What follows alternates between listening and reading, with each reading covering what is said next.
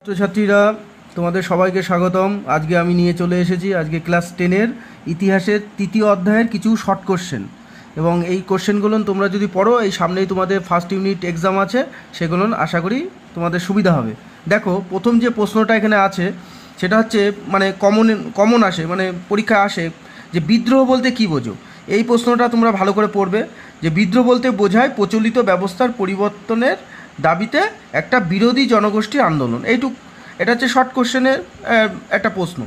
তারপরে আরেকটা প্রশ্ন এইভাবে দিয়ে আসতে পারে যে অভ্যুত্থান বলতে কী বোঝো, সেটা তার মধ্যে তোমরা এটা পড়তে পারো যে অভ্যুত্থান বলতে বোঝায় যে রাষ্ট্রের কোনো প্রচলিত ব্যবস্থার বিরুদ্ধে একাংশের সশস্ত্র সংগ্রাম।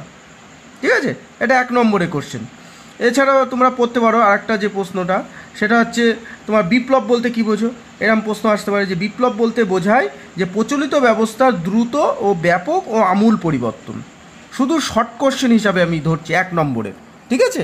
এবং তারপরে যে প্রশ্নগুলো আসে যে কৃষক ও উপজাতি বিদ্রোহ, তার মধ্যে যে ভাবগুলো আছে ঔপনিবেশিক অরণ্য আইন সম্পর্কে, তোমাদের এই ঔপনিবেশিক অরণ্য আইন থেকে যে কোশ্চেনগুলো আসে সেটা হচ্ছে যেমন যে প্রথম অরণ্য আইন কবে পাশ হয়, সেটা হচ্ছে 1865 খ্রিস্টাব্দে প্রথম অরণ্য আইন পাশ হয়। দ্বিতীয় অরণ্য আইন কবে হয়, সেটা হচ্ছে 1878 খ্রিস্টাব্দে দ্বিতীয় অরণ্য আইন পাশ হয়। ঠিক আছে। এছাড়া আরেকটা প্রশ্ন আসতে পারে বন বিভাগ কবে গঠন করা হয়, সেটা হচ্ছে 1864 খ্রিস্টাব্দে সরকার এই বন বিভাগ গঠন করে। এবং এই বন বিভাগ গঠনের দায়িত্ব কাকে দেওয়া হয়েছিল, সেটা একজন জনৈক জার্মান নামে ডায়াট্রিক ব্যান্ডিস, ইনাকে এই বন বিভাগে ইন্সপেক্টর জেনারেল হিসাবে নিয়োগ করে। এসব শর্ট প্রশ্নে আসতে পারে।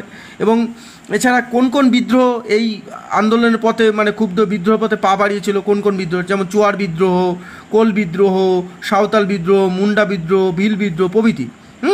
এই প্রশ্নগুলো একটু ভালো করে পড়বে। এছাড়াও এই যে ক্রিমিনাল ট্রাইব অ্যাক্ট পাস হয় কবে, একটা প্রথম আছে তোমার 1871 খ্রিস্টাব্দে, তারপরে 1911, তারপরে 1924, পৃথক পৃথকভাবে কিন্তু এটা, হ্যাঁ, এই প্রশ্নগুলো একটু ভালো পড়বে। তারপরে যে কোশ্চেনটা আছে রংপুর বিদ্রোহ, প্রথমে জানতে হবে যে রংপুর বিদ্রোহ কবে হয়। রংপুর বিদ্রোহ হয়েছিল 1783 খ্রিস্টাব্দে, এবং একজন গুরুত্বপূর্ণ নেতার নাম কি, সেটা দেয় নুরুল উদ্দিন। এই প্রশ্নটা এখান থেকে ভালো করে পড়বে, ঠিক আছে। তারপরে আমাদের চুয়ার বিদ্রোহ আছে।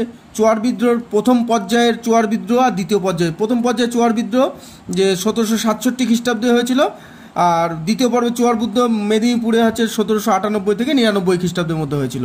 এটা তোমরা পড়বে।